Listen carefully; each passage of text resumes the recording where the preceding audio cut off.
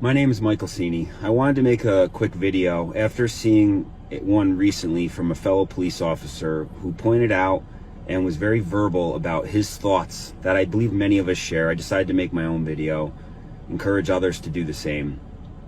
What we've seen in recent months is none other than what I believe is going to be viewed as one of the biggest power grabs in American history. We've seen the Constitution seemingly suspended and constitutional rights of citizens tossed aside under the guise of safety and security, something that we've seen before as well.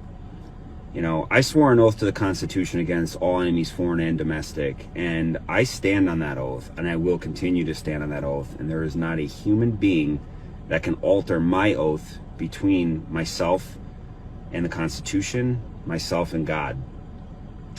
You know, choice means having multiple options. If you find yourself only looking at what you see on one news source or the other, that's not choice. You're just falling in line. You know, I ask every human being and every American citizen to question things and look at them, look at both sides. Anyone that knows me from my political side of my life knows that I don't really walk one side hard left or hard right. I stand somewhere in the middle, a place I am proud to be. But you have to look and at least acknowledge some of these videos like Plandemic, where we have doctors out there talking about some things that are inconsistent with what you're seeing in mainstream media. At least look at it. Look at it and then decide, okay, does that make sense or not, and make a choice. Because that's what freedom's about, choice. But if you're not even watching these things and you're just taking one side and just eating every bit of it and projecting it, then what are you really? Sheep, okay? We look for more than that and expect more. You're supposed to educate yourself before you vote. I always do. I read things. That's part of where I've made it this far in life, and my opinions made because I make them. I judge nobody by what anyone says. I judge them on my own interactions. You should judge this entire situation on your personal interactions and see what you come up with. You know, as far as immune system goes, I find it so troubling that people are so quick to lock themselves in their house for 60, 90 days. Yes, Corona is terrible. Yes, it's killing people, and that scares me. But I always look for a strategy to beat something, not just to barely survive, okay? I'm out there every single day dealing with people and dirty germs, and I've been just fine. Even per Governor Cuomo's daily news, and I'm going to post a picture on here. Today, I took a screenshot of his newscast, and as of today, May 7th, he put out there that 66% of new Corona cases are coming from people that are not leaving their house. Ask yourself why. Well, if you look at any of these doctors that recently put a video up about your immune system, it's that every one of us goes out there and touches dirty germs all day, every day. Children do it all during your existence. And those germs ultimately serve to increase and boost your immune system's ability to fight common things, like even say a cold. Now, ask yourself, if somebody's in their house for 120 days surrounded by Lysol and no new germs, no immune system activation from 90 days of being around the same exact things, what do you think is going to happen in the fall when they start to leave their house? I would suggest a common cold is now going to possibly spike their fever and put them in the hospital. That's problematic. That's going to cause a hospital overflow. Young 20-year-olds that have perfectly healthy immune systems can keep social distancing. I just call that self-respect. But to lock yourself away from society and shut down our economy and deteriorate our entire society's immune systems, it's not right. As of today, 66% of new cases of corona are coming from people that are from their home, have not left their home, yet they get it. Do they touch groceries? Do they have Amazon still coming to their house? I'm pretty sure they do, and they're still getting it. Those of us that are out here every day have herd immunity. I'm not afraid to say that anymore. The truth is, I remember being sick months ago. I know many people that have, and we're just okay now. Think about that. Think about your own interactions and see if you can really say that you've given this the thought of both sides, or are you just following along? Another thing that should flag to any of us is censorship. I've been censored more times in the last 2 months than I have ever in my life. And when I say censored, I mean I put things on Facebook. I'm not getting a notice that says, hey, you violated our policy, this can't be on there. That hasn't happened to me one time. I don't even know what that looks like. But I know that I've communicated with people, and within a couple volleys of thread in the public setting, the entire thread disappears, and that's just that. Last time it happened to me was yesterday. I was in communication with a young female who basically pointed out some inconsistencies in the media. Scrolling through, I said, you're exactly right. Look into this. She said something, I said something, entire thread disappeared. She then reached out to me and said, did you erase it? No, I didn't. She's confused. How did that just happen? That's never happened to her before. I told her, welcome to the club. The censorship going on right now on social media is alarming. It should alarm you. Videos are being taken down under the guise of for public safety. And here's another point that fires me up to no end. When you have men in power literally saying that you are not allowed to protest during the pandemic. You're not allowed to protest during the pandemic? You're right. You don't want people on top of each other.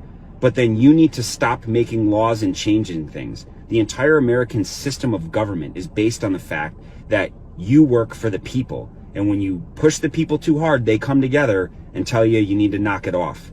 So when you're saying you cannot exercise that hugely important American right, but you're still continuing to make laws and change things and implement changes that have far-reaching effects, do you see the monopoly here? Don't protest, not allowed to protest, don't leave your house, but we're going to change X, Y, Z.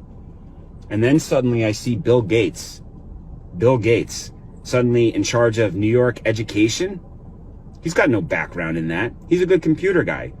I don't buy any of this. You want to change our entire way of life based on something that has a kill. It does kill, but at a smaller number than they've projected. And some people are willing to change our entire way of life. I despise every single time I'm forced as a healthy person to walk around here with a mask on. I don't like it. It's unconstitutional. It is completely unconstitutional. So if you're okay with it, at least be able to admit and say, yes, it is unconstitutional, but I support breaking the Constitution from time to time. But don't sit here and say somehow that anybody that dissents your opinion that you should be locked in your house for 3 months or 4 months is somehow not supporting the team. I'm out here supporting the team every day.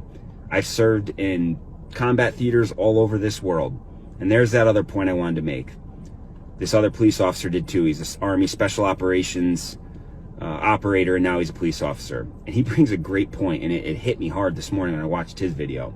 He says flat out, you know, how terrible combat is, and that a lot of these people don't understand how close it could be when you really start trampling on people's rights for them to rise up. That is part of the American spirit. And we're seeing these people start to talk, and the chatter's up, hence, you know, all the suppression on social media.